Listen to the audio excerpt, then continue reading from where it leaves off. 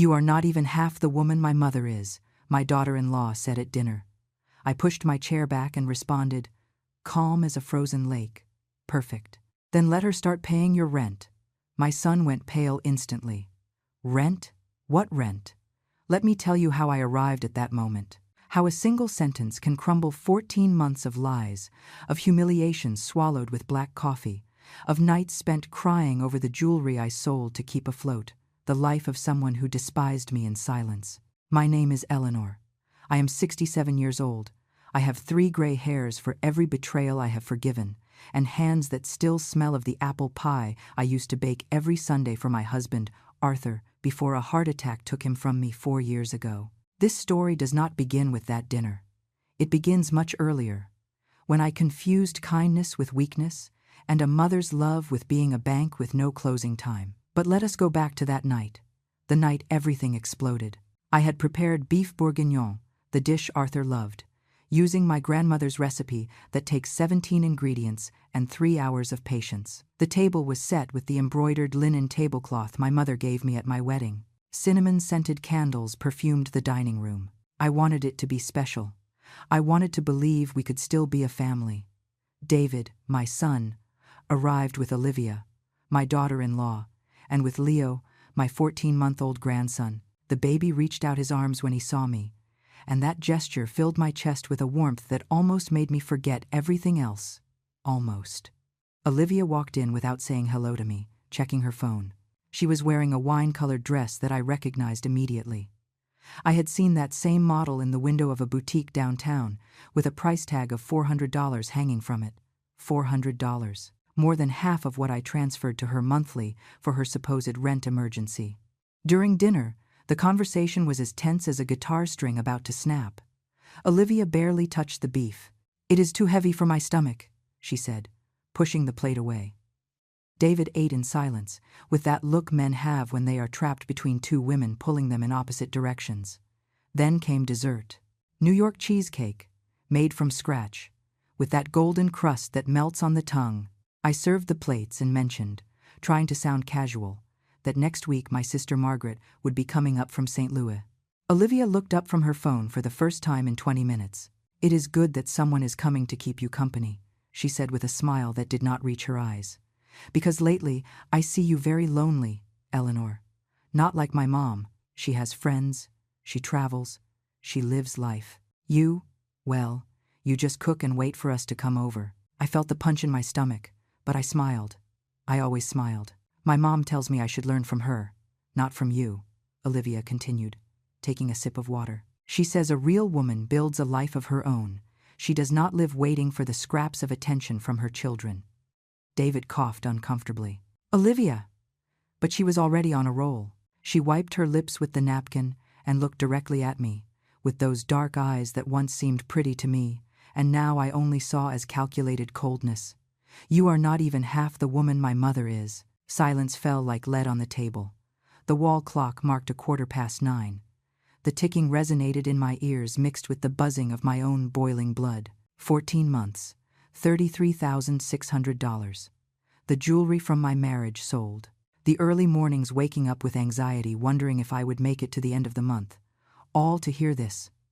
I pushed my chair back. The sound scraped the hardwood floor like a suppressed scream. I stood up with a calm I did not know I possessed and looked her in the eyes. "Perfect," I said, and my voice sounded so serene that even I was surprised. "Then let her start paying your rent." Olivia blinked. David dropped his fork. "What rent?" asked my son, turning toward his wife. His face had lost all color. "What is Mom talking about?" And there, in that precise instant, with the cheesecake half eaten and the candles still burning, I began to tell the truth I had kept for more than a year. But for you to understand why that truth hurts so much, I need to take you 14 months back, to the day Olivia knocked on my door crying, and I, like a fool, opened not only the door, but also my wallet and my heart. If this story is touching your soul, subscribe to the channel, because what comes next will make you understand why silence sometimes hurts more than words, and why kindness without limits can become your own prison. 14 months ago, a Tuesday in October that smelled of fresh rain and pumpkin spice, Olivia appeared at my door without warning. It was 11 in the morning. I was watering the hydrangeas on the patio, those pink flowers Arthur had planted years ago, and that I cared for as if by caring for them I could keep him alive in some way. She knocked on the door with her knuckles, soft, almost shy. When I opened it, I found an unknown Olivia. None of the flawless makeup or the proud posture of always. Her eyes were swollen, red, with mascara running down, forming dark paths on her cheeks. She was wearing an oversized gray hoodie, and her hair was pulled back in a messy ponytail. "Eleanor," she whispered, and her voice broke like fine glass. "Can I come in?" I let her into the dining room. I poured her some iced tea and waited. Her hands were shaking, holding the glass. She took 3 deep breaths before speaking. "I am pregnant." My heart leaped. I was going to be a grandma. The news filled me with an instant joy that lasted exactly 4 seconds until I saw her face. There was no happiness there, only panic. 3 months, she continued, running her hand over her flat belly. "And David. David lost his job 2 weeks ago. He had not told you because he is ashamed, Eleanor. So ashamed. They let him go from the construction firm due to staff cuts. He is looking, sending out resumes every day. But," a dry sob escaped her, one of those that hurts in the chest, "we cannot pay the rent. It is $2,400 a month, and with what we have saved, we barely have enough for 2 more months. After that." Her eyes locked onto mine, desperate. "I do not know what we are going to do. A baby on the way, no job, no money for the apartment. My mom cannot help us. She has her money invested and does not want to touch it. She says we are adults and must solve our own problems." She leaned forward, clasping her hands as if in prayer. "I need to ask you for something that is so hard for me that I feel like I am drowning just thinking about it." She swallowed hard. Could you lend us the money for the rent? Just for a few months? 3, 4 maximum, until David gets a job. I swear on this baby I carry inside that I will pay you back every dollar." I looked at those pleading hands and saw my son. I saw David at 8 years old, learning to ride a bicycle and falling over and over again until his knees bled. I saw David at 15, studying until 3 in the morning to pass his math exam. I saw the man Arthur and I raised to be good, hard-working, honest. "How much do you need?" I asked. $2,400 monthly. I promise you that." "It is okay," I interrupted her. "I am going to help you." Olivia exhaled, as if she had been holding her breath since she arrived. She got up and hugged me, and I felt her body trembling against mine. "Thank you, thank you, thank you, thank you. You do not know what this means. You are an angel, Eleanor, an angel." But then came the part that should have alerted me, the part that, looking back, had the unmistakable flavor of manipulation. Olivia separated from the hug and took my hands. Her voice changed. It became firmer, almost conspiratorial.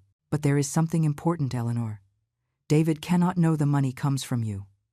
I stood there looking at her, not understanding. "It is just that. You know your son. He is proud. If he knows his mom is paying our rent, he is going to feel like a failure. He is going to get even more depressed. And right now, the last thing he needs is to feel worse than he already does. He needs to keep his head high to get a job." I nodded slowly.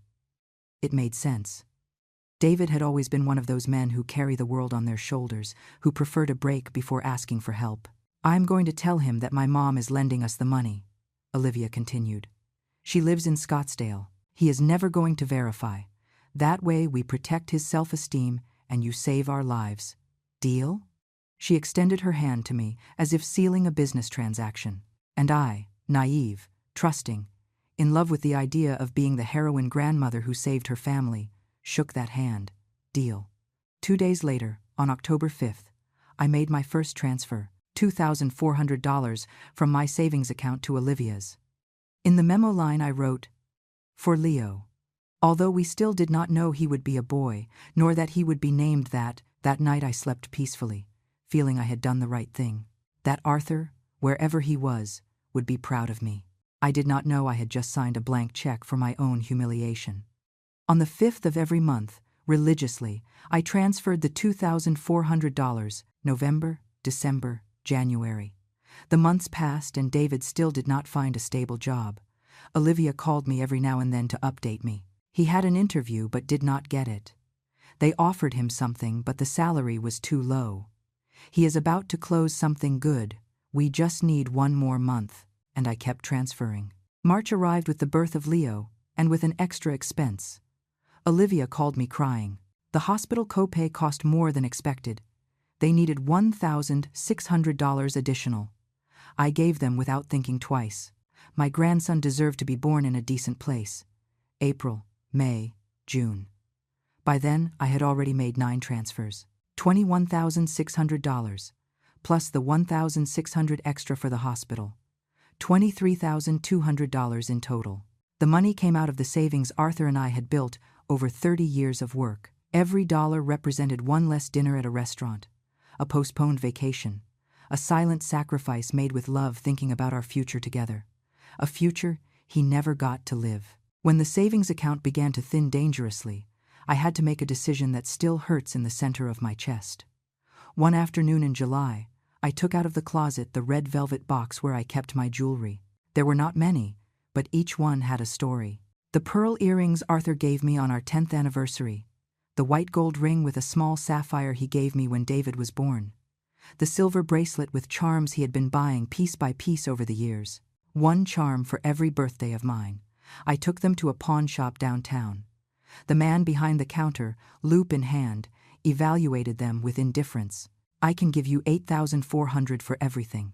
No, $8,400 for 30 years of love, turned into precious metal. I accepted. With that money, plus what remained in savings, I calculated I could keep helping them another 4 or 5 months. By then, David will have already found something. I repeated to myself like a mantra while walking back home with the check in my purse and my heart empty. August, September, October, 12 full months, $28,800 transferred. In November, David finally got a job. Olivia called me excited to tell me. It is at a smaller company. The salary is not as good as the previous one, but it is something. We can breathe now.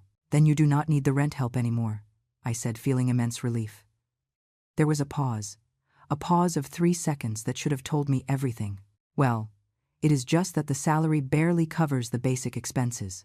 Leo's daycare, food, diapers. If we stop paying rent now, we are going to have to move to something much smaller, in a less safe area. Could you hold on just a couple more times? Just until we stabilize. And I, because I still had not learned, said yes. December, January. 14 months. $33,600. It was in February when everything began to crumble. When the pieces of the puzzle, which did not fit, started to form an image I did not want to see. But that part of the story will have to wait, because what I discovered was so devastating that it changed forever the way I looked at my daughter-in-law. February arrived with unusual warmth for Chicago, and with a restlessness that ate away at my gut like termites in old wood. Something did not add up. Something smelled bad. And it was not the trash accumulated on the corner of my street. Everything started on a Saturday afternoon, while I was checking Instagram on my phone. I am not one of those women who live glued to social media, but since Leo was born, I had created an account to see the photos Olivia posted of my grandson. It was the only way to feel close to him between visit and visit. That day, Olivia had uploaded a photo. In it, she appeared smiling, sitting on the terrace of a restaurant I recognized immediately. The Summer House, a trendy spot in Lincoln Park where the cheapest dish cost $40. She was wearing sunglasses that had that unmistakable shine of an expensive brand, and on the table in front of her was a glass of white wine and a plate of beef carpaccio. The caption said, "Because a mom also needs her moments. Self-care is not selfish." I stood staring at that image for 5 full minutes, $80 on a lunch, while I was eating refried beans with tortillas to stretch my budget after having transferred $2,400 to her barely 3 days earlier. I began to review her profile backwards, sliding my finger across the screen like an archaeologist looking for evidence in layers of time. And there it was, photo after photo, a collection of lies wrapped in Instagram filters. January. Olivia at a spa, with cucumbers on her eyes and a green mask on her face. Needed this reset. December. Olivia with shopping bags from Nordstrom and Zara. Santa arrived early this year, November. Olivia showing off camel-colored leather boots. When you spoil yourself because no one else will. October. Olivia in a hipster coffee shop with a latte art coffee that cost at least $8. Fuel for this busy day. Every photo was a stab. Every emoji, a mockery. Every declaration of self-care, a spit in my face. How could this be happening? How could a woman who supposedly did not have money even to pay her rent be living like a mid-tier influencer? That night I did not sleep. I tossed and turned in bed until the sheets became a noose and insomnia a courtroom. At 3 a.m, I made a decision. The next day, Sunday, I went to my neighbor Sarah's house. She has a daughter, Emily, who studies accounting at the state university. She is a serious, responsible girl, one of those who do not loosen their tongue even if tortured. Sarah, I need to ask you for a delicate favor. I told her while we drank coffee in her kitchen that smelled of cinnamon. I need Emily to help me with something. Discreet. I explained the situation without going into all the embarrassing details, just the essentials. I needed to verify certain financial information about my daughter-in-law. Sarah looked at me with those eyes that understand everything without the need for words. Emily just finished a course in forensic auditing, she said, lowering her voice, and she is just looking to do an internship. Give her a couple of weeks. I gave Emily all the information I had. Olivia's full name, phone number, social media, address. I paid her $600 in advance and another $600 upon delivering results. $1,200 that I took from the little I had left in savings. Money that hurt me to spend, but I sensed was a necessary investment. Emily worked like a private detective for 2.5 weeks. I do not know exactly how she did it. She spoke of public databases, consumption pattern analysis, fiscal record verification. But the day she handed me her report, I felt the floor opening beneath my feet. We met in a coffee shop near the train station, far from my neighborhood, where no one knew us.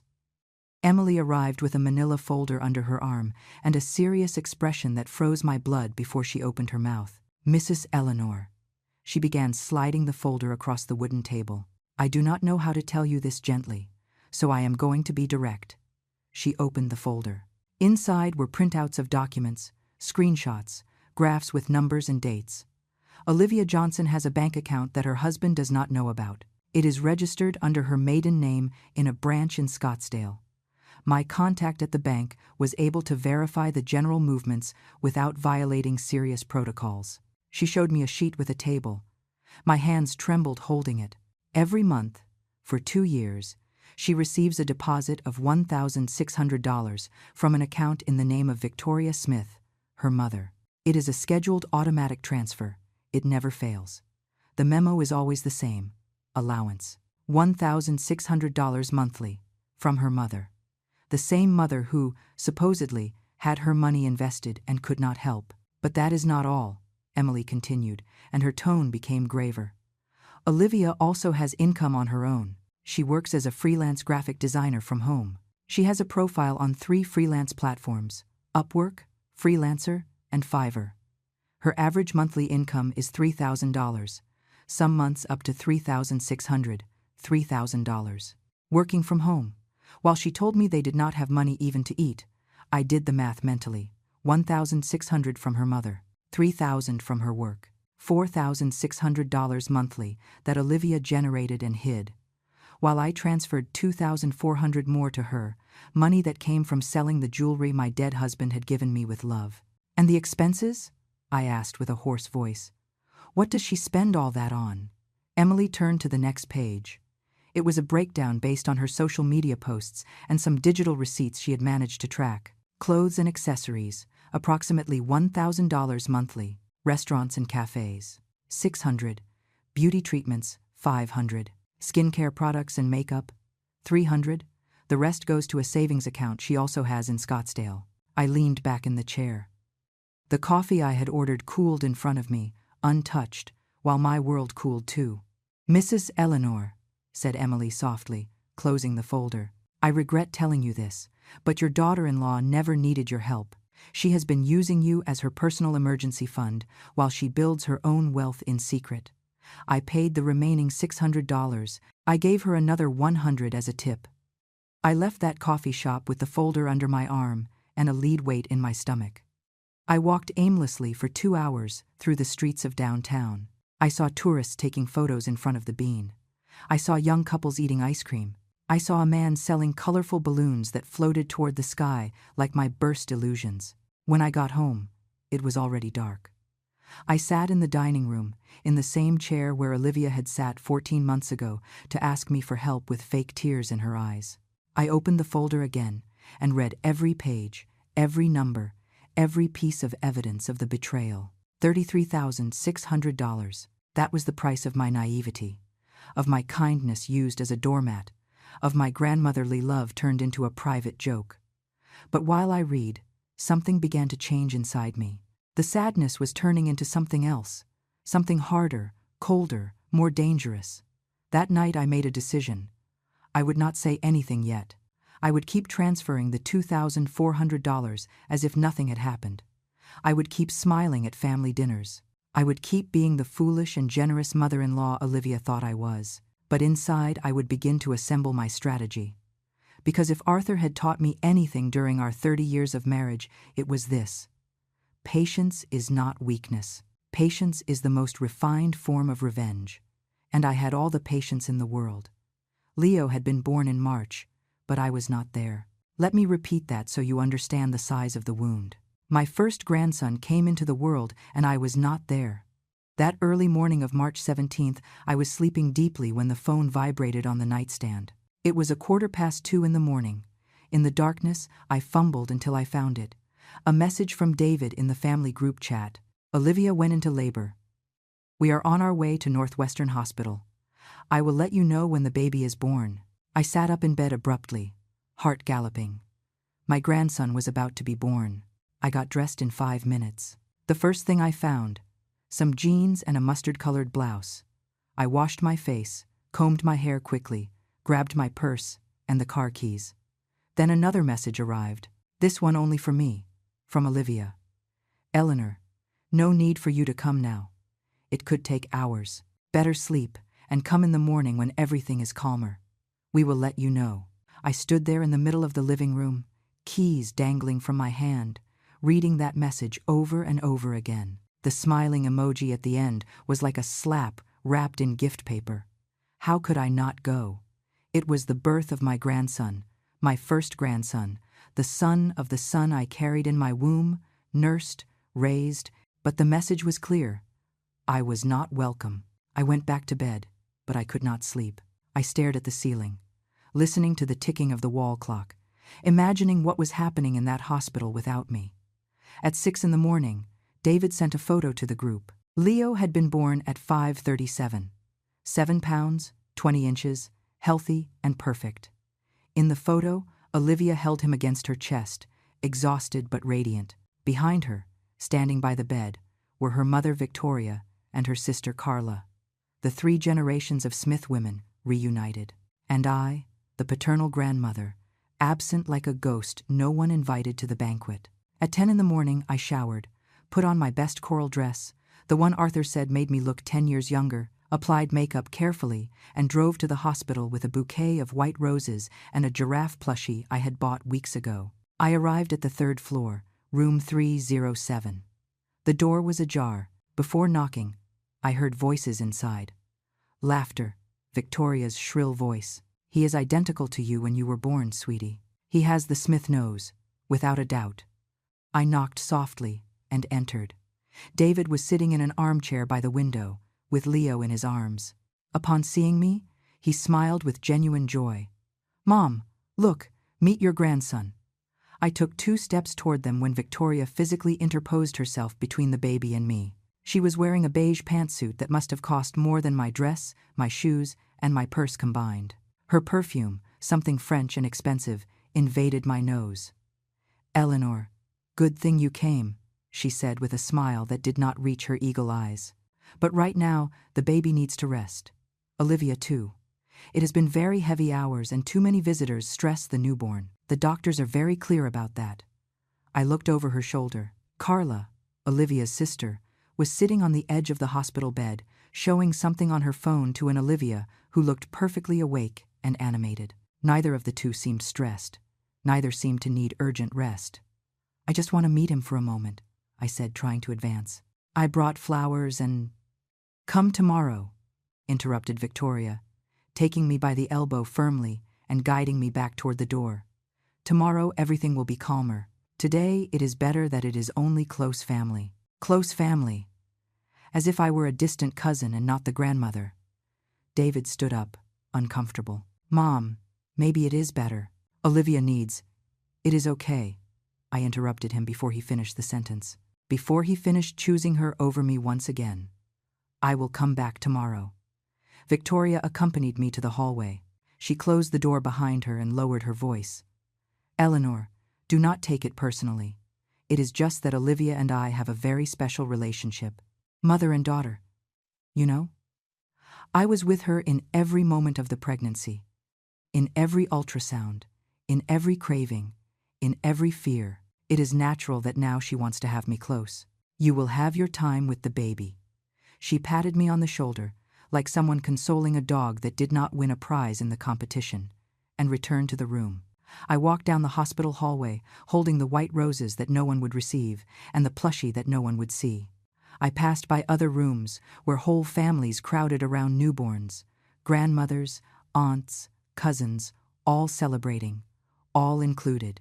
In the elevator, an older lady smiled at me, seeing the flowers. "Did your grandson just get born?" "Yes," I responded, and my voice broke saying it. "How exciting! Congratulations, Grandma." The doors closed, and I let the tears run free. The next day, I returned to the hospital at 11 in the morning. This time, Victoria and Carla were no longer there. Only David and Olivia. My son hugged me at the door. "Sorry about yesterday, Mom. Everything was very chaotic." I did not respond.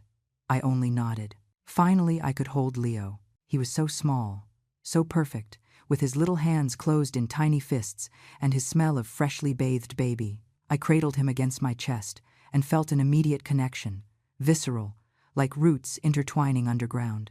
"I brought you something," I told Olivia, taking out of my purse a small box wrapped in sky blue paper. She unwrapped it without much interest, checking her phone with the other hand. Inside was a silver pocket watch, antique, beautiful, with engravings of vine leaves on the lid. On the back, an inscription, "For Arthur, with eternal love, Eleanor." It was the watch I had given my husband on our 20th anniversary. He carried it every day in his vest pocket until the day he died. It was one of the few material possessions of his that I had kept. An heirloom, a tangible piece of his memory. "It is for Leo," I explained. "It was his grandfather Arthur's. I thought when he grew up he could wear it and feel connected to the man he will never meet. It is engraved with his grandfather's name. It is pure silver, from 1985. Olivia lifted the watch, examined it with the same expression she would use when checking an avocado at the market. "How antique," she said finally. "Thank you, Eleanor. I will keep it in some safe place." She said it with that tone that means, I am going to put it in a drawer and forget it exists. David, more aware of the emotional value, approached to see it. "Dad used it always, I remember. That is why I want Leo to have it," I insisted.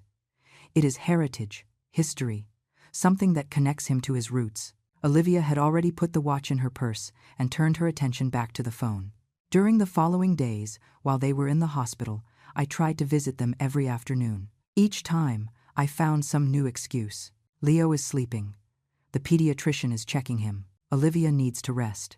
There was always something. When they were finally discharged, I thought things would improve. But I was wrong. What I did not know then, what I would discover months later in a casual and heartbreaking way, was that during those 3 days in the hospital, Victoria had been there practically the whole time, having breakfast with them, having lunch, having dinner, holding Leo, changing his diaper, singing him songs, doing everything a grandmother does. Everything I wanted to do, and they did not let me. I found out through a Facebook post by Carla that I saw weeks later, a complete album. My nephew Leo's first days, 30 photos. Victoria appeared in 28. I did not appear in any. But that was not the worst part. The worst came later, when I discovered what had happened to Arthur's silver watch. That watch that had survived 30 years of marriage, 4 years of widowhood, and all my contained love. That discovery would come months later, and it would be the drop that overflowed the glass until making it explode into 1,000 sharp and impossible-to-glue pieces. May arrived with its afternoons of sudden rain and with a proposal that I should have rejected from the first second. But a grandmother's love is a particular type of blindness, and I was blind, deaf, and mute from wanting so much to be close to Leo. Olivia called a Wednesday afternoon. I was pruning the hydrangeas when the phone rang. "Eleanor, I need to speak with you about something important," she said with that sweet voice that I now recognize as the one she uses when she is going to ask me for something. "Can we see each other today? At your house?" She arrived 2 hours later with Leo in her arms. The baby was 2 months old and already smiling with that toothless smile that melts stone hearts. I took him from her arms before she crossed the threshold. "You smell like lavender, my love," I whispered, kissing his forehead. Olivia sat on the sofa with a dramatic sigh. She wore her hair in a messy bun and a gray sweatshirt that screamed, "I haven't slept in weeks," although I knew from her Instagram that 2 days earlier she had been at a brunch with friends perfectly made up. "Eleanor, I am exhausted," she began, rubbing her eyes. "Leo does not sleep more than 2 hours straight. The house is a disaster. David works all day and arrives exhausted. I try to keep everything in order, but it is impossible. I do not even have 5 minutes to shower in peace." I nodded, rocking Leo. I had lived it. I knew what it was to raise a baby.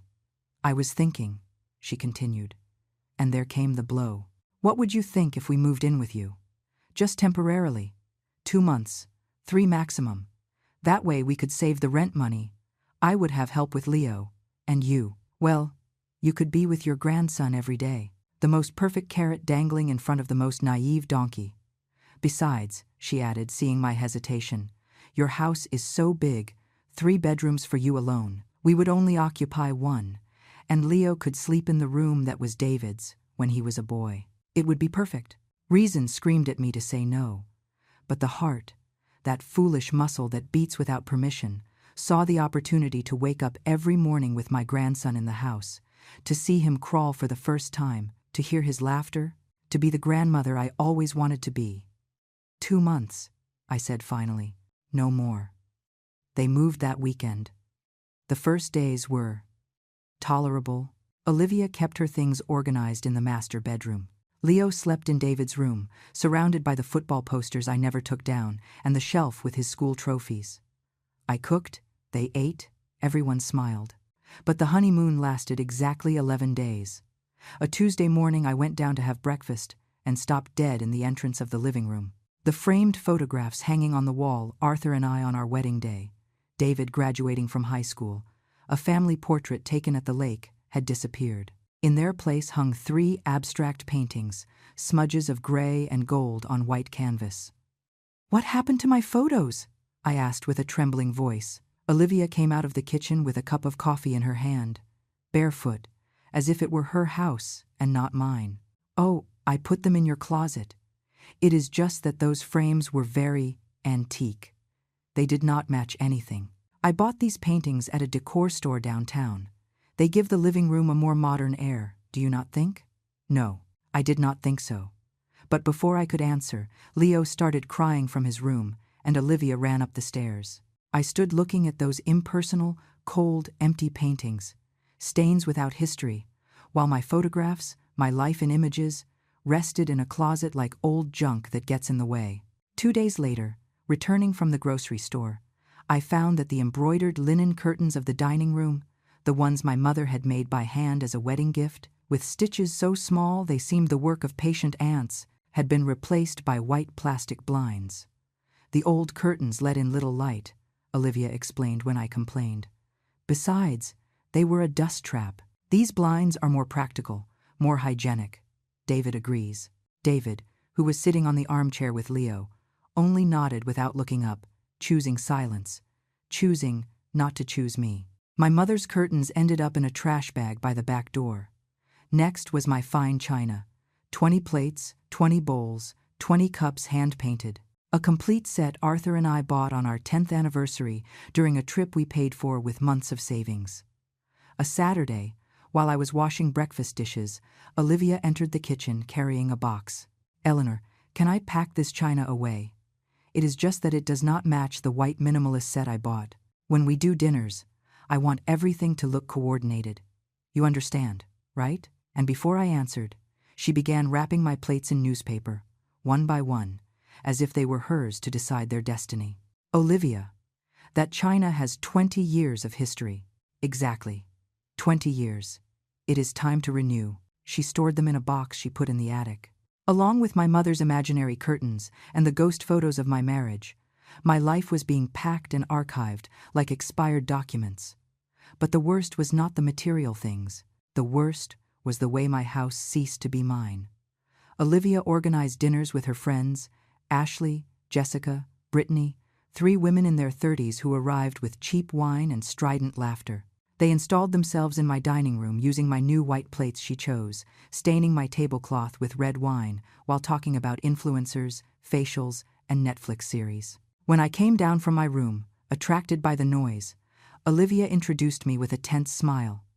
"She is Eleanor, the lady who lives here, not my mother-in-law, not Leo's grandmother, not the owner of this house, just the lady who lives here," as if I were an extra tenant they generously tolerated.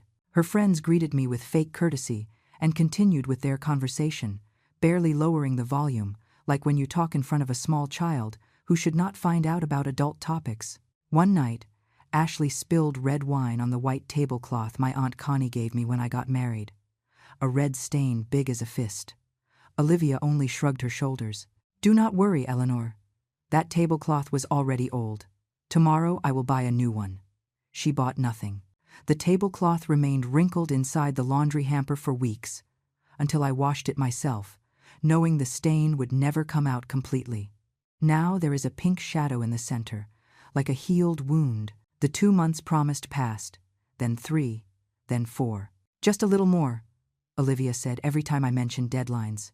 We almost saved enough for the deposit on a new condo, but her Instagram remained full of shopping, new shoes, expensive face creams, outings to restaurants. There was no apartment on the horizon. There was only a daughter-in-law who had turned my house into her territory and me into a stranger in my own life.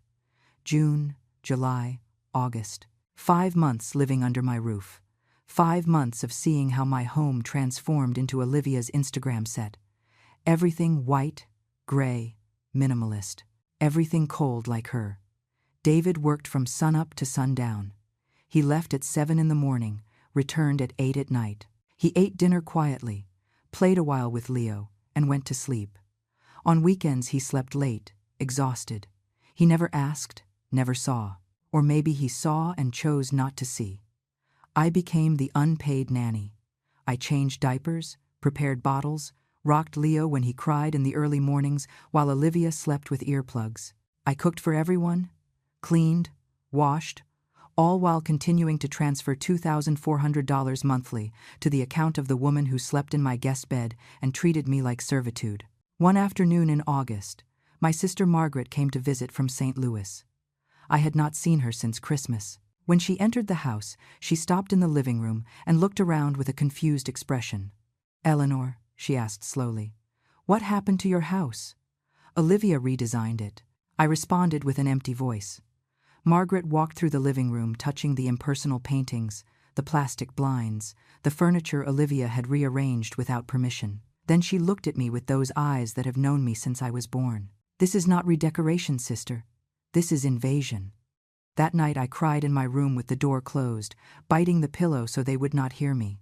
I cried for my lost house, for my trampled dignity, for the sold jewelry, for the transferred money, for the swallowed lies. But I still had not hit rock bottom. The final blow was still missing, the one that would break me completely before being able to recompose myself harder than before. That blow would arrive in September, when I discovered what had happened to Arthur's silver watch. September brought with it Olivia's birthday, and with it the arrival of Victoria. I knew her by sight and from some brief phone calls, but we had never spent real time together. That was about to change, And with that change would come the total understanding of why my daughter-in-law was the way she was. Victoria arrived on a Friday afternoon in a silver BMW she parked in front of my house, like someone planting a flag in conquered territory. She was 62 years old, but looked 50. Well-done plastic surgeries, ash blonde hair, perfectly coiffed, brand-name clothing that whispered money in every seam. She smelled of Chanel perfume and superiority. I went out to receive her with a polite smile. She extended her hand, instead of giving me a hug, a firm and cold handshake like her gaze. "Eleanor, what a pleasure to finally know you're home." The way she said your home sounded more like an inspection than a compliment. Olivia ran down the stairs with Leo in her arms. "Mom!" The hug between them was long, effusive, full of that complicity that hurts when you are the excluded one. Victoria kissed her forehead, her cheeks. She arranged her hair with a tenderness I never saw her show toward anyone else.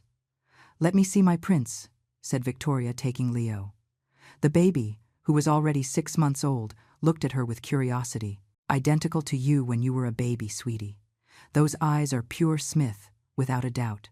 No mention that he could also look like David, or me, or the genes of this half of the family that, apparently, did not count. That night I prepared a special dinner to celebrate Olivia's birthday. Filet mignon with truffle sauce, a laborious dish. I spent 5 hours prepping, searing the meat, preparing the sauce. The steaks turned out perfect. Like the love I put into each one, thinking that maybe, just maybe, the effort would be recognized. We sat at the table. Victoria observed her plate with a critical expression, lifting a fork like someone examining evidence in a trial. "Steak," she said slowly. "How traditional." The way she pronounced traditional sounded like an insult disguised as an observation. She tried a bite, chewed slowly, put down the fork. "At my house, when I prepare filet mignon, I use imported Wagyu beef," she said, wiping the corner of her lips with the napkin. "And instead of local mushrooms, I use imported truffles. The flavor is more refined. Besides, I add a touch of cognac to the sauce. It gives it depth." Cognac. In the sauce. Like putting caviar on a hot dog. "These are fine," she continued with a smile that was pure bottled poison. "For home cooking, they are quite edible." David ate in silence, with his head down like a soldier who prefers not to be on the battlefield. Olivia smiled, enjoying the spectacle of seeing her mother tear apart my effort. Victoria barely touched dinner. Instead, she talked and talked and talked. "Olivia, did I tell you I finally sold the property in Naples? $400,000. A bargain, considering the location. Strategic pause for us to process the number. Your father, rest in peace, always had an eye for investments. He left me very well positioned." "How lucky," I said, attempting to sound genuine. Her hawk eyes locked onto me. "It is not luck, Eleanor. It is financial intelligence. My husband and I built a solid wealth because we knew how to handle money. We did not spend on frivolities. We invested strategically. Every word was a thrown stone.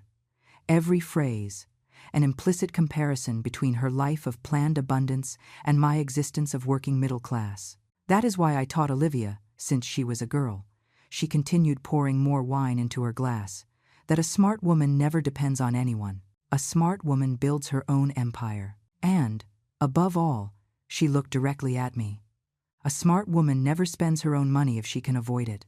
Olivia let out a complicit little laugh. David kept eating as if he heard nothing, cowed in his silence. "That is the best lesson I gave her," insisted Victoria, raising her glass as in a toast. "Find a way for others to pay your bills while you build your personal fortune. That is how smart women survive." And then I understood everything with brutal clarity. It was not coincidence. It was not chance. Olivia had used me exactly as her mother taught her. I was not family. I was an exploitable resource, a source of temporary financing, while she accumulated her own money in secret. Victoria continued her monologue during dessert. 3 milk cake I bought at the bakery because I no longer had energy to bake. Bragging about her investments, her properties, her trips. "Last year I spent 3 weeks in Europe," she said, showing photos on her latest model phone. "Paris, Rome, Barcelona. Olivia, when Leo is older, the 3 of us will go. You, me, and the baby. A trip of Smith generations. 3 generations. That did not include me, nor David. As if he had only been the sperm donor necessary to create the heir of her dynasty. After dinner, Olivia and Victoria went to the living room with the baby. I heard them from the kitchen while washing the dishes they had barely touched. "You have to be firmer, honey," Victoria said in a low voice, but not so low that I would not hear. "This house is perfect for you. Do not pay rent while you can live here for free. Stretch the stay as much as possible. But Eleanor is already starting to ask when we are leaving. Handle her. Use the baby. No grandmother is going to kick out her grandson, and if she gets difficult, cry a little. Tell her David is stressed with work, that Leo needs stability, whatever. But do not move until it really suits you." I dropped a plate in the sink. It broke into 3 clean pieces. Neither of them came to see what had happened. Victoria stayed all weekend. She slept in my living room, on the sofa, because Olivia offered her my sofa without consulting me. And for 2 days I was a witness to the mother-daughter dynamic that explained everything. Saturday morning, the two went shopping. They returned loaded with bags, Nordstrom, Sephora, Macy's. Olivia debuted a camel coat that must have cost at least $300. "Birthday gift from Mom," she explained, modeling it in front of the hallway mirror. Meanwhile, I kept transferring $2,400 monthly for her supposed rent emergency. On Sunday, before leaving, Victoria looked for me in the kitchen. I was preparing coffee, adding the cinnamon that fills the house with that aroma of true home. "Eleanor," she said, leaning on the counter, "I want to thank you for receiving my daughter in your house. I waited for the but. There is always a but. But I want you to understand something." She came closer, lowering her voice. "Olivia is like me. Strong, intelligent, with a vision for the future. She is not one of those women who settle for crumbs. She is not one of those who sacrifice themselves until they are left with nothing." She looked me up and down, evaluating my old jeans, my faded blouse, my hands rough from washing dishes so much. "Do not be too generous, Eleanor. Generosity without limits becomes weakness. And weak women end up alone, without money and without respect." I smiled at her, a smile as fake as her salon blonde. "Thank you for the advice, Victoria. It is just an observation between women," she said, patting my shoulder. "From one who has success to one who, well, one who tries her best." She left in her silver BMW, leaving a void that smelled of expensive perfume and distilled poison. That night, lying in my bed, I looked at the ceiling and finally accepted the complete truth. Olivia was not only using me, she had been trained to do it. Raised with an instruction manual that said, "Take everything you can from others while you protect yours. Use emotions as tools. Do not feel guilt. Survivors cannot afford that luxury." And Victoria was the teacher who had taught her every lesson. But if they were two, I still had someone on my side. My sister Margaret, and my own capacity to learn. Because if I was discovering anything in this process, it was that patience was not my weakness. It was my weapon. October arrived with gray skies, and with the news that Olivia announced during breakfast. Leo's birthday would be something special, something she would organize with all the love in the world for his first year of life. "I want it to be memorable," she said, spreading jam on her toast. "Leo deserves a worthy celebration." What she did not say was, "And you are going to pay for it." During the following 2 weeks, Olivia became a professional event planner. She spent hours on the computer comparing decoration packages, quoting banquets, looking for the perfect clown or magician. All under the pretext of maternal love, but with the wastefulness of someone spending someone else's money. A Tuesday night, she found me in the living room, watching an old movie. "Eleanor, I need to talk to you." She sat next to me with a contrite expression, the one I already recognized as a preamble to a request. "I have been looking at options for Leo's party, and I found the perfect venue. It is a garden in the suburbs.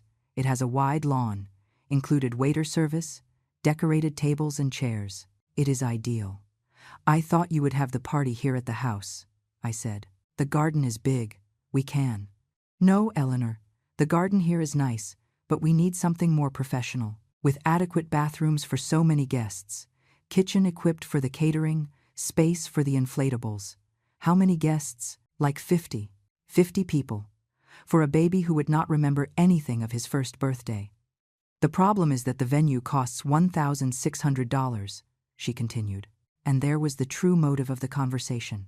I know it is a lot, but it is only once. His first year. Please, Eleanor, do it for your grandson. Do it for my grandson. The magic phrase Olivia used as a master key to open my wallet. I already reserved the venue with my card, she lied, because later I would discover she did not even have anything reserved. I just need you to lend me those $1,600 to cover the total payment. I will pay you back next month, I swear. Pay me back. As if she had ever paid back the $33,600 I had already given her in 14 months. But I nodded, because I continued with my strategy. I continued accumulating evidence. I continued waiting for the perfect moment. I took the money from the little I had left in savings and gave it to her in cash. Olivia counted it in front of me, something she had never done before, as if suddenly she distrusted my ability to count to 16. She put it in her purse and gave me a quick hug. You are the best mother-in-law in the world, Eleanor. The best fool? She meant. The days prior to the party were a whirlwind of deliveries. Packages from Amazon arrived almost daily. Gold garlands, centerpieces, metallic balloons with the number 1, disposable plates and cups with safari designs, everything coordinated in beige, gold, and olive green tones, everything extremely expensive, everything unnecessary. Where is the money for all this coming from? I asked her one afternoon, seeing the mountain of boxes in the living room. From my savings, she responded without looking up from her phone. I have been saving for this day. Savings. The woman who supposedly did not have money even to pay her rent had savings for children's party decoration. The equation did not add up, but she continued believing I was too stupid to add 2 plus 2. The day of the party, Saturday, October 17th, dawned sunny. I got up at 6 in the morning, although the party started at 4 in the afternoon. Nerves did not let me sleep. Or maybe it was the anxiety of knowing I was being used once again. At 9, the decoration company arrived. They transformed my garden, the garden where Arthur and I planted rose bushes, where David learned to ride a bicycle, into a magazine safari. They installed long tables covered with beige linen tablecloths, centerpieces with succulents and plush giraffes, a giant arch of golden balloons at the entrance, a dessert table decorated as if it were a millionaire's wedding. Not that you had reserved the venue in the suburbs? I asked Olivia while supervising the installation. Oh, yes. It is just that in the end I decided it was better here, more intimate, and that way we saved that money. Save. She used that word as if it had real meaning, as if saving was something she knew. So the $1,600 I lent you, I used to hire the professional decoration and the catering, she interrupted, pointing to the workers carrying tables. It comes out to more or less the same. Do not worry. I was not worried. Nothing worried me anymore. I just observed and filed every lie in the mental folder that one day I would open in front of everyone. At 2 in the afternoon, the catering arrived. Trays of sushi, teriyaki chicken skewers, mini gourmet burgers, imported cheese board, exotic salads with names I could not pronounce. Food that cost easily $30 a head. Multiplied by 50 guests, $1,500 in food. Minimum. From where? I started to ask. Mom helped with part. Olivia responded, adjusting the ivory dress she was debuting for the occasion. She did not want her grandson to have a cheap party. Victoria helped. The same Victoria who supposedly had her money invested and could not help with the rent. But yes, she could pay for imported sushi for a birthday party of a 1-year-old baby. The inconsistencies piled up like dirty dishes, but no one else seemed to see them. The guests started arriving at 4. Olivia's family arrived first. Victoria with a navy blue cocktail dress that shouted, "I am the important grandmother." Carla with her husband and her 2 children, uncles, cousins, friends of Olivia I had never seen. My family was a fraction. My sister Margaret, who came from St. Louis, my cousin George with his wife, 2 neighbors who really appreciated me. 42 people in total, not 50, but enough to fill the garden with noise and laughter. I hired a professional photographer. Olivia's decision. My expense. A young guy with an expensive camera who took photos from every possible angle. Click, click, click. capturing every moment for posterity. Leo, dressed in a beige romper that matched the decoration, seemed overwhelmed by so many people. He cried and calmed down, smiled and frowned again. He was a 1-year-old baby doing what 1-year-old babies do, existing, without understanding the circus mounted around him.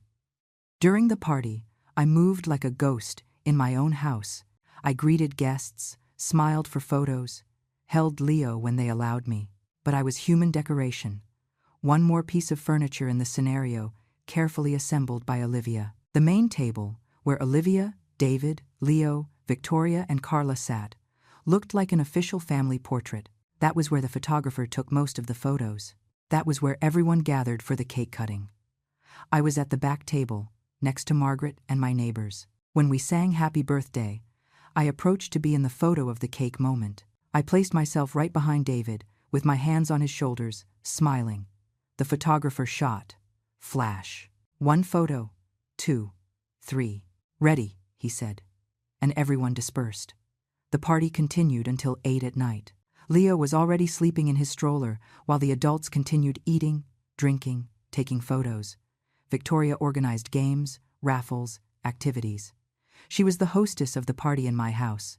When finally everyone left, the garden looked like a natural disaster zone.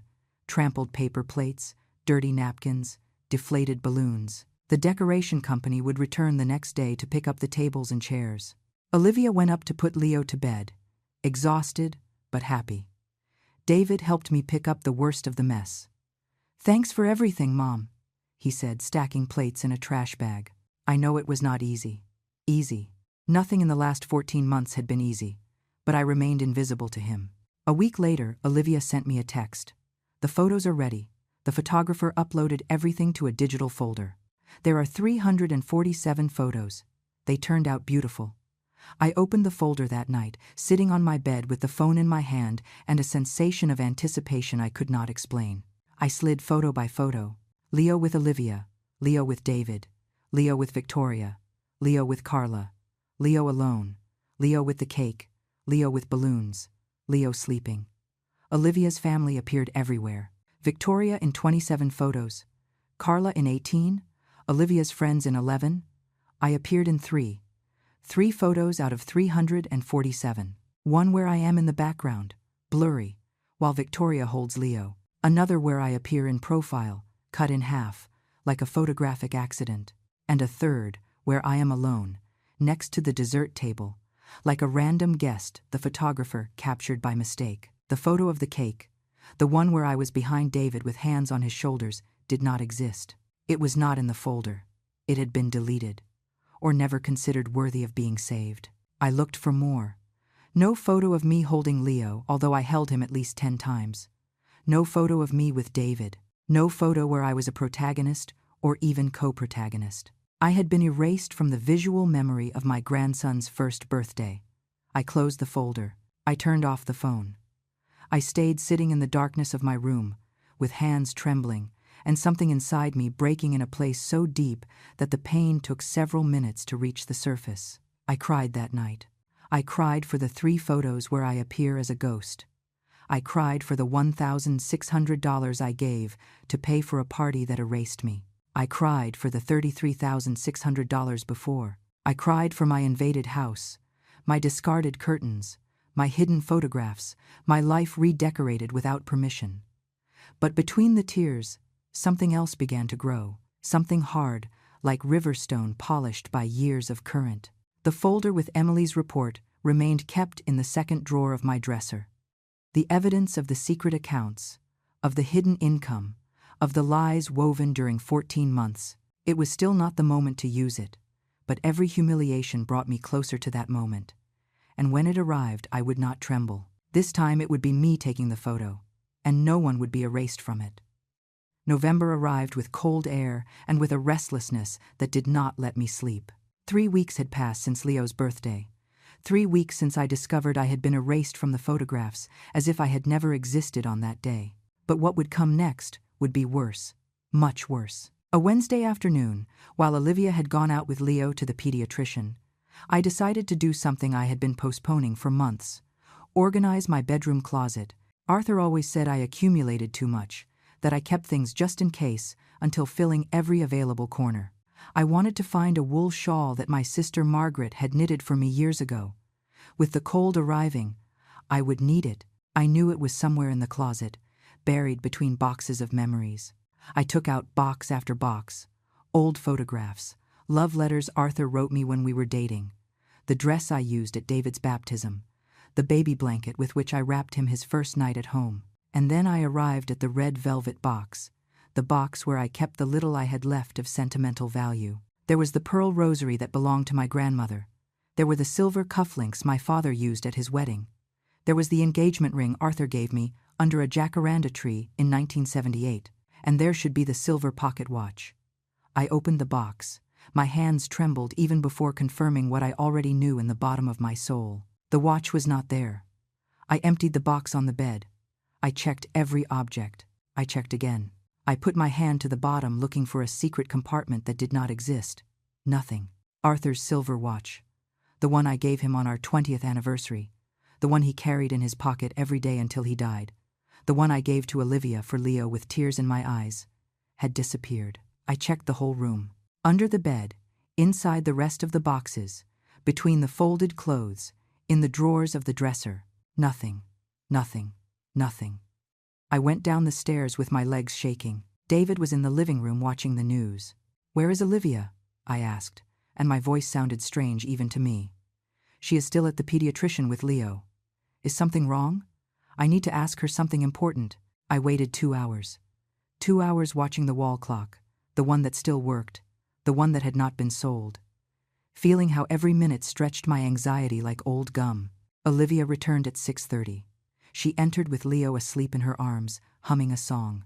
"Olivia," I said before she reached the stairs, "I need to talk to you." "Now?" "I have to put Leo to bed." "Now?" Something in my tone stopped her. She went up quickly, left Leo in his crib, and came down with a cautious expression. David was still in the living room. This would be in front of him too. Better that way. "Arthur's silver watch," I said without preamble. "The one I gave you for Leo. Where is it?" Olivia blinked. Once, twice. Her brain worked, looking for the correct answer. The most convenient lie. "Oh, that watch," she said, finally shrugging her shoulders. "It is stored in some safe place." "Why? In what safe place?" "I do not know, Eleanor. In some box. Why so much drama for a watch?" "Because I want to see it." "Now? Now?" Olivia sighed as if I were a capricious child asking for something absurd. "I do not know exactly where it is. I have moved many things since we arrived. It could be in the room, in one of the suitcases, in Olivia." My voice came out harder than I intended. "That watch is a family heirloom. It has my dead husband's name engraved. It is pure silver from 1985. It is not something that gets lost among things." David looked up from the TV, finally paying attention. "What is going on with a watch?" he asked. "Your father's watch," I told him without taking my eyes off Olivia. "The one Mom gave your wife for our son. It has disappeared." "It has not disappeared," protested Olivia. "It is just stored, and I do not remember where. Tomorrow I will look for it calmly. Look for it now. Eleanor, I am tired. The pediatrician, the traffic." Leo was crying the whole way. "Look for it now." David stood up. "Mom, if Olivia says it is stored, let her look for it." The scream surprised even me. It had been years since I raised my voice like that. Olivia took a step back, with eyes very wide. She went up the stairs. I followed her. David followed us both. Confused, uncomfortable, trapped. Olivia opened drawers at random. She moved things without really looking. It was pure theater, pure acting. After 10 minutes of pantomime, she sat on the bed with a defeated expression. And then, with a small voice, she said, "Okay, it is not here." The silence that followed was dense like November fog. "Where is it?" I asked. Olivia bit her lower lip. She looked at David, seeking support that would not come. She looked at the floor. She looked at her hands. "We sold it," she whispered finally. David froze. "What? We pawned it, like 3 months ago. We needed urgent money for what?" I interrupted her. My voice was pure ice. For what did you need urgent money if I transferred you $2,400 monthly? For what if your mother sends you $1,600 extra? For what if you work from home earning $3,000 more? For what, Olivia? Her eyes opened like plates. Pure panic. What is she talking about? Asked David. What money from her mother? What work from home? Olivia stood up. Eleanor, I do not know what.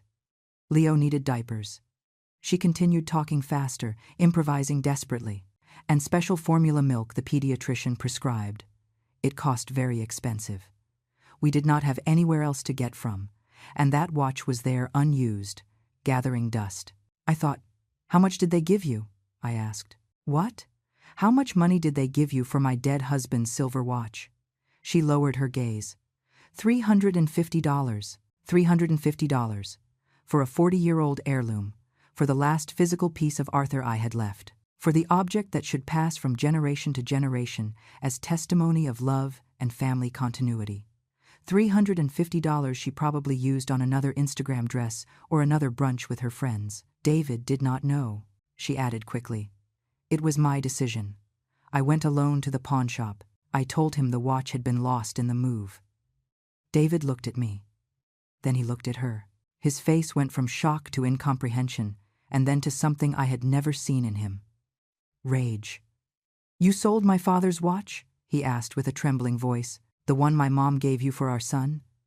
I was going to recover it, defended Olivia. I have 30 days to recover it, paying the interest. But then with Leo's party and everything, the time passed. When did you pawn it? Asked David. In July. July. 4 months ago. The deadline to recover it had expired 3 months ago. The watch was no longer recoverable. They had already sold it to a third party or melted it to sell the silver by weight. To which pawn shop? I asked. No, I do not remember the name. Olivia, really, I do not remember. There are many downtown. It was in some around there. She lied. She knew exactly which one it was, but she did not want to tell me because she knew I would go verify that effectively the deadline had passed, that the watch was lost forever. I sat on the edge of the bed. My legs no longer held me. I felt as if someone had put their hand inside my chest and squeezed my heart like a wet rag. Eleanor, I am sorry, said Olivia, and her voice sounded genuinely scared now. Really, I am sorry.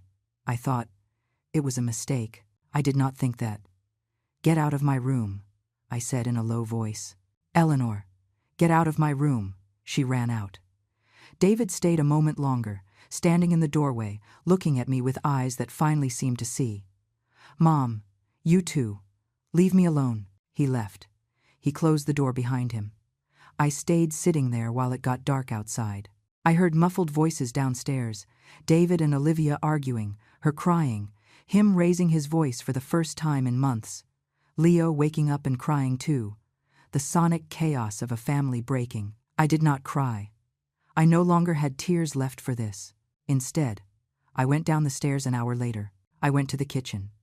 I took out of the drawer next to the refrigerator the manila folder Emily had handed me months ago, the one containing all the evidence of Olivia's financial lies. I put it on the dining table and waited. David came down first. He saw the folder. He looked at me with a question in his eyes. Sit down, I said. There are things you need to know. Olivia came down later, with red and swollen eyes. When she saw the folder on the table, I saw her turn pale. What is that? She asked with a trembling voice. The truth, I responded. The whole truth you have been hiding for 14 months. I opened the folder and began to speak. I told them everything. The $2,400 monthly I had been transferring. The secret pact Olivia asked me for to protect David's pride. The jewelry sold. The $33,600 total invested. And then I showed them Emily's report. The secret bank accounts. The $1,600 monthly Victoria deposited. The $3,000 she earned with freelance graphic design. All the money Olivia generated and hid while I paid her supposed emergency. David read every page with the expression of someone waking up from deep anesthesia. Confused, disoriented, betrayed. Is this true? He asked me with a broken voice. Every number, every date, every transfer. He looked at Olivia. Is it true? She was crying now without control, snot and tears running down her face, without the makeup that usually made her look perfect. I was going to return it all, she stammered. It was only temporary. I thought, you never needed the money, said David slowly, as if processing the words as he said them. You never needed it. I needed to save for us, for Leo, for our future, using my mother's money, selling the jewelry my father gave her, pawning his watch. She did not respond. There was no answer that could justify the unjustifiable. David stood up. He walked toward the window. He stayed there, looking at the night for minutes that felt like hours. When he spoke again, his voice was different, colder, harder, more adult. We are leaving tomorrow. Olivia looked up, alarmed. What? You pack your things. I pack mine. We look for an apartment this very week. We do not stay here one more day. David, please. No, he cut her off. We have no right. We never had the right. My mother opened her house to us and you used her. You squeezed her. You took everything you could while accumulating your own money. I just wanted security. At her expense? David pointed at me. At the expense of pawning my father's memories? Silence fell heavy. Tomorrow, repeated David. We are leaving tomorrow. And he went up the stairs, leaving Olivia and me alone in the dining room. She looked at me with pleading eyes. Eleanor, please, talk to him. Tell him I apologized. Tell him I am going to fix it. How? I asked simply. How are you going to fix 14 months of lies? How are you going to return a watch that no longer exists? How are you going to erase me from the photos where you erased me? I did not erase you from any photo. 347 photos of Leo's birthday. I appear in three blurry background photos, as if I were one more piece of furniture in the decoration. She stayed silent. Tomorrow you leave, I told her, standing up. And before leaving, you are going to sign something. What? A promissory note for the $33,600 I lent you.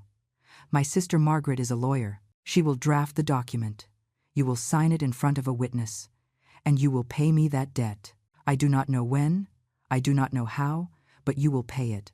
I do not have that money. Yes, you do, in your secret account in Scottsdale. And if not, your mother, who taught you so well to use people, will help you, or you will work double, or you will sell your brand name clothes. I do not care how, but you will pay.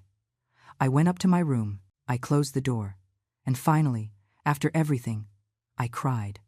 But these tears were different. They were not of sadness. They were of liberation. Because the next day, I would recover my house, my space, my dignity, and that, although it hurt, was worth more than any silver watch. They left the next day, just as David promised, but not to an apartment of their own. That would come later. But temporarily to Victoria's house. She was staying at a rental nearby while they looked for something in the city. My house was left empty, silent. Mine again. I spent 3 days cleaning every corner Olivia had touched. I took down my photographs from the closet and hung them again in the living room. I took out the fine china from the attic and washed it piece by piece, caressing every hand-painted design. I removed the plastic blinds, with the help of my neighbor Jack, and bought new linen curtains, not identical to my mother's, but in the same spirit. I recovered my house. But the emptiness of Leo hurt in a place no decoration could fill. David called me every 2 days. Brief, uncomfortable conversations, full of long pauses. How are you, Mom? Fine. And you? We are looking for an apartment. There is one that may be. That is good. Leo asks for you. That broke me. A 1-year-old baby does not ask for anyone with words, but I understood the message. My grandson missed me, and I him, with a physical pain in the center of the chest. Tell him Grandma loves him. More silence. Olivia wants to apologize. She already apologized. Really, Mom, she is different. My mom spoke hard to her. She told her things. I think she finally understood. Victoria spoke hard to her. How ironic. The woman who taught her to use people now claimed she used people. The note, I said. Did she sign it? Yes. Margaret came, drafted it. Olivia signed it. You have your certified copy. Good. Is that all you are going to say? Good. What else do you want me to say, David? He sighed on the other side of the line. I do not know, Mom. I do not know anything anymore. We hung up. Margaret came to visit me 2 weeks later. She arrived with a bottle of wine and that big sister look that knows exactly what you need before you say it. You have to organize a dinner, she said, pouring 2 glasses at the kitchen table. A dinner? A family dinner? Everyone present. David, Olivia, Victoria if she wants to come. You, me, Jack, everyone at the same table. And there publicly you are going to put the cards on the table. I already put the cards on the table. No, corrected Margaret. You showed the cards to David in private. But Victoria has not had to show her face. Olivia has not had to sit in front of witnesses and publicly acknowledge what she did. You need that, Eleanor. You need the closure, and they need the lesson. I took the glass of wine. It burned going down the throat, but it was a burn that felt clean. And what do I gain with that? Public dignity, that it remains clear to everyone, especially Victoria, that you are not the fool they thought you were, that you accounted for every dollar, that you have evidence that they signed a legal document, that there are consequences. She drank her own glass. Besides, you need to see Victoria's face when she finds out her perfect daughter, raised with her lessons of smart woman, indebted herself legally to the mother-in-law she despised. That tore the first genuine smile from me in weeks. It is okay. I organized the dinner. I organized it for the first Saturday of December. I called David. I want to invite you to dinner, here at the house. You, Olivia, and Leo. Also coming is Margaret with Jack. It is important to me. Will you come? There was a long pause. I heard voices in the background, Olivia asking something, David covering the microphone with his hand. We will come, he said finally. Can I invite Victoria too? She is staying with us and… Perfect. Even better. Of course. Let her come. I spent 2 days preparing the menu. I decided to make pot roast, the same one I prepared that dinner where everything began to explode, but this time I would make it perfect. Slow cooked, 3 hours of patience, every step loaded with intention. Saturday arrived. I set the table with my recovered china. I used the white tablecloth with the wine stain that never came out completely. I let it show. A silent testimony. I lit cinnamon aromatic candles. I hung in the dining room, visible from the table, a new photograph I had framed. Arthur and I, on our 20th anniversary, the day I gave him the silver watch. The photo where he holds it against his vest, smiling. Margaret and Jack arrived first at 6. He brought a bottle of red wine. She brought the manila folder, my folder of evidence, and 2 additional copies of the signed promissory note. Ready? Asked Margaret. Ready. David, Olivia, Leo, and Victoria arrived at 6:30. Olivia wore a simple gray dress, without ostentatious makeup, with her hair in a simple ponytail. She seemed an opaque version of herself. Victoria, on the other hand, arrived with her full armor, cream pantsuit, heels, perfect hair, expensive perfume. Leo ran toward me. Well, rather crawled fast, as soon as he saw me. I lifted him in my arms and felt something inside me reassemble. My grandson smelled of baby powder and home. Hello, my love, how I missed you. We sat at the table, me at the head, Margaret to my right, Jack to my left, David in front of me, with Olivia next to him, Victoria at the other end, like a dethroned queen in enemy territory, Leo in his high chair between David and Olivia. I served the roast. The silence was so dense that the sound of ladles against ceramic resonated like bells. It looks delicious, said David, trying to lighten the atmosphere. Thanks, son. Victoria tried a bite. She made no comments, neither good nor bad, only ate in silence. And that silence was sufficient victory. We ate for 15 minutes without talking beyond basic courtesies. Pass the salt? More bread? The type of conversation strangers forced to share a table maintain. Then Olivia broke the silence. Eleanor, she said with a small voice, I want you to know that I really regret it. Everything. The money, the watch, the way I treated you. I have no excuse. I was selfish and manipulative, and you did not deserve any of that. I nodded. Thanks for saying it. I'm going to pay you. Everything. I already started working more hours. I am taking extra design projects. I do not know how long it will take me. But I will pay you down to the last dollar. I know. You signed a legal document that obligates you. Victoria looked up from the plate. Legal document? Margaret smiled. It was a lawyer smile that smells blood in the water. A promissory note, certified by a notary for $33,600 plus interest.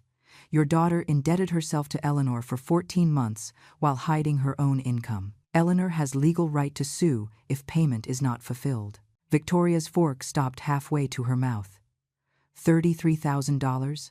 Plus the $1,600 extra for the hospital, I added. And the $1,600 for the venue she never rented but used for party decoration. $36,800 in total. To be exact. Victoria looked at her daughter. Olivia? Mom, I explain later. No, I interrupted her. Explain to her now, here, in front of everyone. Because if we are going to clear the air, let it be cleared completely. And then, with a calm that surprised even myself, I began to narrate the complete story. Since the day Olivia arrived, crying, asking for help, the secret pact to protect David's pride, the monthly transfers, the sold jewelry, the hidden bank accounts, the freelance income, the $1,600 monthly from Victoria, who supposedly could not help. Victoria paled with every detail. You were sending her money? She asked Olivia. It was my inheritance from Dad. I had the right. And why did you allow Eleanor to pay your rent if you had your own income? Olivia lowered her gaze. She did not answer. Because her mother taught her. I said with a soft but sharp voice that a smart woman does not spend her own money if she can make others pay for her. Is that not so, Victoria? Was that not exactly what you told her here, at this very table, a few months ago? Victoria opened her mouth. She closed it. For the first time since I knew her, she had no answer.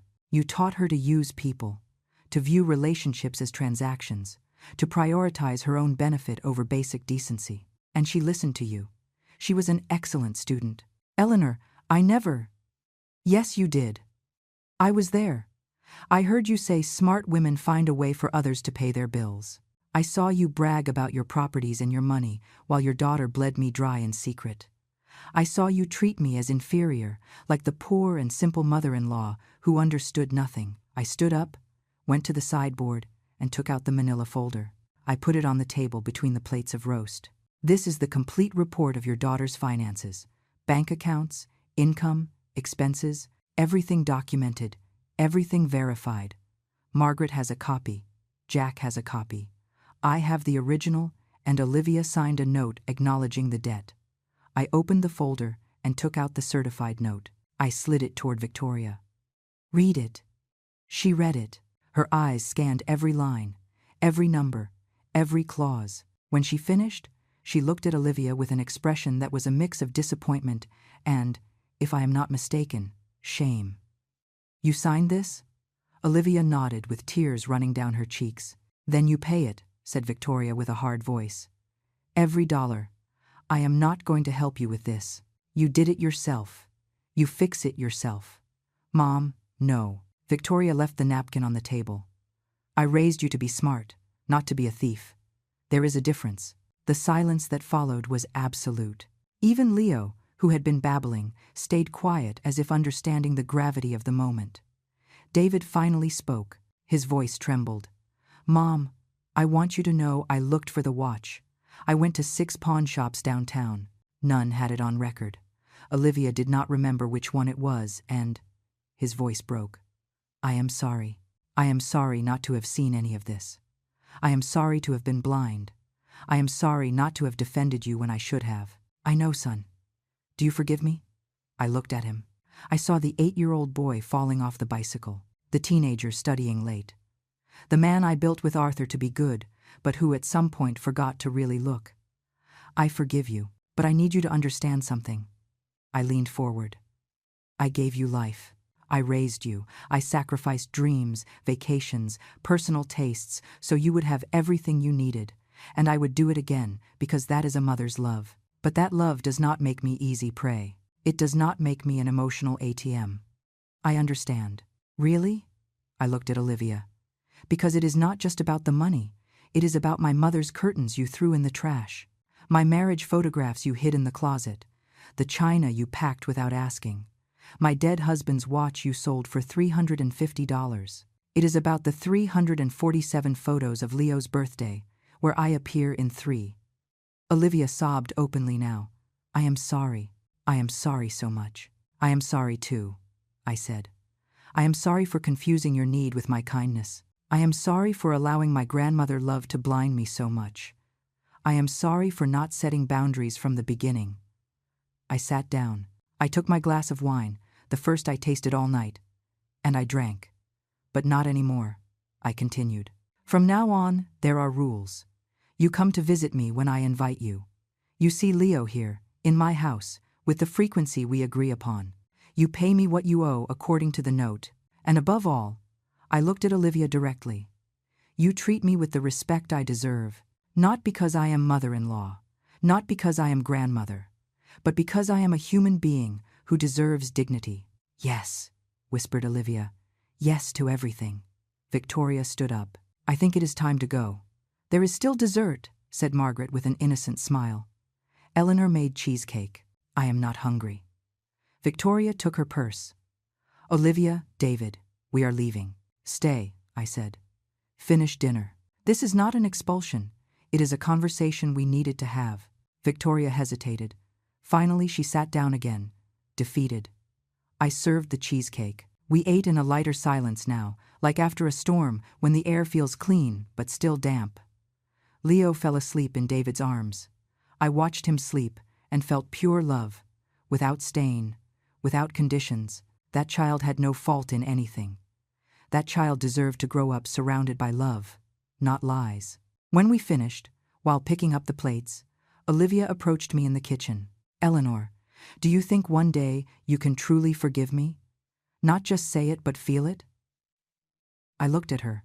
I saw a 32-year-old woman who had been raised with twisted values, but maybe, just maybe, could learn new values. I do not know, I said honestly. But we can try. One day at a time, one visit at a time, one payment at a time. She nodded. It is more than I deserve. Yes, it is. They left around 10. Victoria did not say goodbye to me. She just walked out the door with her chin up, defeated but proud to the end. David hugged me long at the door. I love you, Mom. I love you too, son. Always. Margaret and Jack stayed helping me clean. When everything was put away, we sat in the living room with what was left of the wine. How do you feel? Asked Margaret. Tired, but complete. You did good. I did what was necessary. That night, before sleeping, I stared at the framed photograph of Arthur with his watch. I spoke to him, as I sometimes did when loneliness weighed too much. I lost your watch, my love. I am so sorry, but I recovered something I had lost a long time ago. My voice, my space, my dignity. I hope that from where you are proud of me. The silence did not answer, but in that silence, I felt peace. The following months were of slow reconstruction, like fractured bones that heal millimeter by millimeter. David and Olivia finally found an apartment in January. 2 bedrooms, 1 bath, in a modest neighborhood, nothing fancy, nothing Instagrammable. But it was theirs, paid with both their work. The first payment of the note arrived in February. $1,000 transferred to my account with the memo debt payment Olivia Johnson. Margaret called me to confirm I had received it. It is a start, she said. It is more than I expected so soon, I admitted. March brought the first official visit of Leo to my house, under the new rules. David called me Monday. Mom, can we go Saturday? Leo misses you. We do too. Of course. Come to eat. Meatballs. They arrived at 1 in the afternoon. Olivia brought a potted hydrangea plant. For the garden, she said timidly. I know it compensates nothing, but I saw the ones there looked a little sad. I thought a new one. I took the pot. The plant had vibrant pink flowers, full of life. Thanks. I will plant it next to the ones Arthur planted. Something in her expression softened. It was the first gift she gave me, without second intentions, without calculation behind. Just a gesture. We ate in the garden. Leo crawled on the grass, chasing a yellow butterfly. He was 16 months old now and already said some words. Mom, Dad, water. Every word was a small miracle. Did he say Grandma yet? I asked. Almost, responded David, smiling. It comes out more like Gamma, but he is trying. Leo approached me, crawling. He grabbed my legs to stand up. He looked at me with those dark eyes that were half David, half Olivia, and completely his. Gamma, he said, pointing at me. My eyes filled with tears. Yes, my love, Grandma. I am your grandma. In April, the second payment arrived. Another $1,000. In May, the third. Olivia was complying. Slow, but constant. One afternoon in June, David came alone. Without Olivia, without Leo, he knocked on the door with a serious expression. Is something wrong? I asked, letting him pass. I need to show you something. He took out his phone. He showed me a WhatsApp conversation between him and someone called Antique Buyers Indiana. I read the messages with heart accelerating. David. Hello. Looking for a silver pocket watch, antique, from 1985 approximately, engraved on the back. For Arthur, with eternal love. Eleanor. Have you seen anything like that? Antique Buyers. Let me check our inventory. Give me 2 days. 3 days later? Antique Buyers. We have it. A customer brought it 4 months ago. It is in perfect condition. We can sell it for $800. You found it, I whispered. I found it, confirmed David. His eyes shone. It is in Indianapolis, in an antique shop. The owner sent me photos. It is Dad's watch, Mom, I am sure. He showed me the photographs. There it was. The silver watch with its vine leaf engravings. The lid closed, and in the last photo, the back with the inscription, I myself ordered engraved 40 years ago. How did you find it? I searched on the internet for months. I contacted more than 50 antique shops, pawn shops, collectors. I sent photos to everyone. No one had anything until this week. This man in Indiana answered me. $800. I am buying it, he said quickly. I already set aside the money. I travel this weekend to pick it up. I want to return it to you, Mom. I want Leo to have what he should have had from the beginning. I cried right there, standing in the middle of the living room. I cried like I had not cried since that night of the lost watch. David hugged me and cried too. Forgive me, he whispered against my shoulder. For everything, for not seeing, for not defending, for choosing wrong so many times. I already forgave you, son. Months ago I forgave you. Really, really. The following Sunday, David returned from Indiana. He arrived directly from the bus terminal, without passing by his apartment. He knocked on the door at 7 at night with a small box in his hands. He opened it in front of me. There it was. Arthur's silver watch. Clean, polished, working. The second hand marked time with that soft tick-tock I remembered from when Arthur took it out of the pocket to check the time. I took it with trembling hands. I brought it close to my chest. I closed my eyes. Thank you, was all I could say. Thanks to you, Mom, for everything. Always. In July, during a Sunday dinner, it had become a tradition every 2 weeks. Olivia looked for me in the kitchen while I prepared coffee. Eleanor, there is something I want you to know. Tell me. I stopped talking to my mom. I looked up, surprised. Well, not entirely, she corrected, but I set boundaries. Serious boundaries. I told her I do not want her to advise me on how to handle my marriage or my money. I told her lessons of smart woman almost destroyed my family. She hung up the phone. We have not spoken in 3 weeks. And how do you feel with that? Scared, sad, but also free. She wiped a tear. All my life I tried to be like her. Strong, calculating, always thinking of my own benefit. I thought that was being smart, but it is not. It is just being lonely. It is not easy to unlearn what they taught you since childhood. No, but I have to do it. For David, for Leo, for me. She looked at me directly. And because I do not want my son to grow up believing it is okay to use the people who love you, I nodded. It is a good start. In September, 11 months after that explosive scene, Olivia made the last payment of the note, $36,800 complete, with interest included.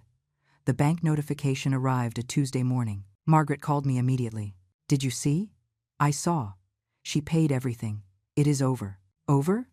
I repeated, and the word felt like a door closing softly, without slamming, without violence. Just closure. That afternoon I invited David, Olivia, and Leo to dinner. I did not tell them why, only that it was important. When they arrived, I had the table set with my fine china. I had cooked mac and cheese, the dish David requested on every birthday since he was a boy. We ate between laughter and anecdotes. Leo already walked wobbling, saying complete sentences of 2 words. More bread, water cold, gamma, look. After dessert, I took something out of my purse. It was a manila envelope. This is for you, I said, sliding it across the table toward Olivia. She opened it with trembling hands. Inside was the original note she had signed 11 months ago, crossed diagonally with a red stamp that said, paid.